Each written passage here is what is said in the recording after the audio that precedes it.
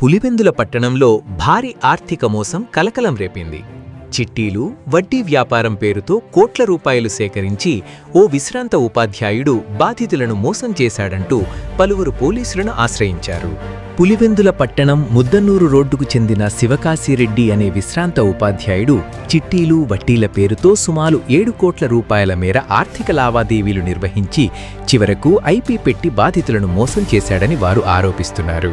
ప్రభుత్వ ఉద్యోగి కావడంతో ఆయనపై పూర్తి నమ్మకం ఉంచి తమ కష్టార్జిత సొమ్మును అప్పుగా ఇచ్చామని బాధితులు వాపోయారు.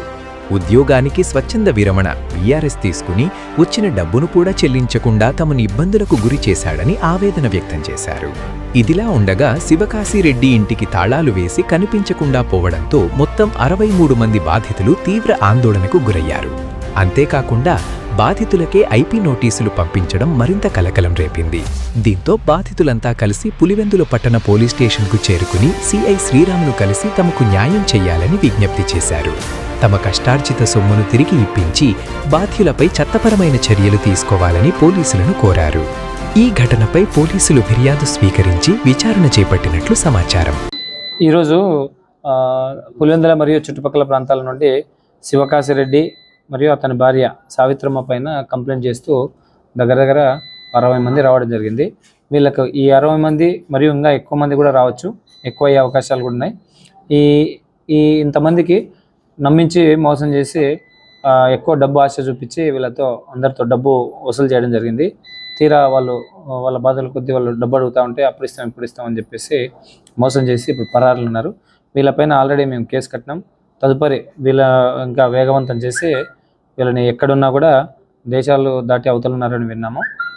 వీళ్ళ మీద పూర్తి స్థాయిలో అన్ని రకాలుగా చర్యలు తీసుకుంటామని ఈ సందర్భంగా తెలియజేస్తున్నాం. వాళ్ళు ఎక్కడున్నా తీసుకొచ్చి బాధితులకు కూడా న్యాయం చేస్తామని ఈ సందర్భంగా తెలియజేస్తున్నాం. థ్యాంక్ యూ, నమస్తే. పోల్శెట్టి కృష్ణవేనమ్మ, రత్నమయ్య గారి భార్య. మా ఇంట్లోనే బాడెక్కున్నారు. నేను ఉండి మాటలు చెప్తా, మంచి చెడ్డ చేస్తా, సీటీ లేచి. ఆయన పేరు కూడా చెప్తున్నా, శివకాశిరెడ్డి. భార్య పేరు ఏం పేరు మర్చిపోతున్నాయి.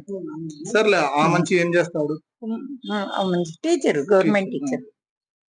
రిటైర్డ్ తీసుకొని డబ్బులు కూడా కొంతవరకు ఇవ్వాల్సిన వాళ్ళకి ఇచ్చి భార్య పేరు తెచ్చినాడు. మీరు ఎట్లా ఇచ్చారు? మా డబ్బులు దేనికి ఇచ్చారు? సీటు ఎత్తండి. అది నేను సీటు ఎత్తినాక లెక్క మళ్ళా ఇచ్చాలి అని బాండ్ రాయించుకుంది. ₹1,00,000. మీ ఒక్కరికేనా ₹1,00,000? బిడ్డలకు, నాకు, కొడుకు అందరికి. మీకు ఎంత రావాలి? మీ బిడ్డకి ఎంత రావాలి? సపరేట్. నాకే 60 లక్షలు దానే ఇవ్వాలి. మీ ఒక్కరికి వాళ్ళకంతా 10, 5 లక్షలు ఇవ్వాలి. సుధా శివకుమార్ కాశిరెడ్డికి 4 లక్షలు ఇచ్చినాము. కాశిరెడ్డి 4 లక్షలు లెక్కించామన్నా. 2,000 చదువుతాను, ఇచ్చారు రేపు ఇచ్చా అని లాస్ట్ అయిపోయి కాకుండా పోయినా. ఇచ్చి 3 నెలలు అవుతుందన్నా. బాండ్ రాయించామన్నా. బాండ్లు కూడా ఉన్నాయన్నా. డబ్బులు అడిగినప్పుడు ఏం చెప్తాను? ఈ నెల ఇచ్చారు, రేపు నెల ఇచ్చా, ఈ నెల లేవరా ఇటు తిప్పుతా లేట్ చేస్తాను. 4,20,000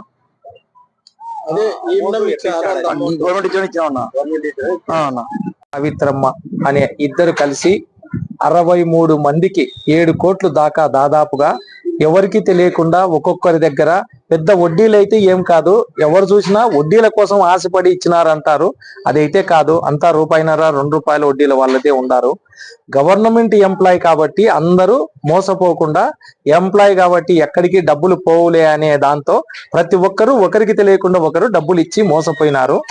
వాళ్ళు ఎవరికి తెలియకుండా దాదాపు సంవత్సరం కిందటేమో ఆయన జాబుకే వీఆర్ఎస్ ఇచ్చి, వీఆర్ఎస్ కొచ్చిన డబ్బులు కూడా స్టేట్ బ్యాంక్ నుంచి 7 లక్షలు ఒకటి, 40 లక్షలు ఒకటి అనంతపురికి ట్రాన్స్ఫర్ చేసినాడు. 10 లక్షలు ఒకటి వచ్చేసి వేరే ఒక టీచర్ కు ట్రాన్స్ఫర్ అయిన తర్వాత 4 చెక్కులు వేరే వాళ్ళకి ఇచ్చినట్టు ఇదే శివకాశిరెడ్డి SBIకి వెళ్ళి, మీరు మా చెక్కులు మిస్ అయినాయి, మీరు డబ్బులు శాంక్షన్ చేయొద్దండి అని చెప్పి వాళ్లకు చాలా క్రిటికల్ గా, చాలా తెలివిగా పోయి లెటర్ కూడా ఇచ్చేసి వచ్చి మిగతా వాళ్లకు శాంక్షన్ కాకుండా చేసినాడు. ఈయన ఇంతమంది దగ్గర డబ్బు తీసుకొని అమెరికాలో కొడుకు కోడళ్లకు ఇల్లు కొనిచ్చినాడు. తర్వాత ఎక్కడే గాని డబ్బులు పోగొట్టే క్యాండిడేట్ అయితే కాదు. ఇంతమంది దగ్గర డబ్బు తీసుకొని పోయి అమెరికాలో సొంతంగా వాళ్ళకు ఇచ్చిన తర్వాత ఈయన ప్లాన్ ప్రకారంగా జాబుకు వీఆర్ఎస్ ఇచ్చి అమెరికాకు జంపు కావాలని అందరికీ నోటీసులు ఇచ్చినారు. ఈ నోటీసులు ఇచ్చినప్పుడు వాళ్ళ సొంత ఇల్లు వచ్చేసి వేరే వాళ్లకు తాకట్టులోను కింద సొంత ఇల్లు పెట్టినాడు. మడూరులో ఉండే భూములు వేరే వాళ్ళ చేతికి ఇచ్చినాడు.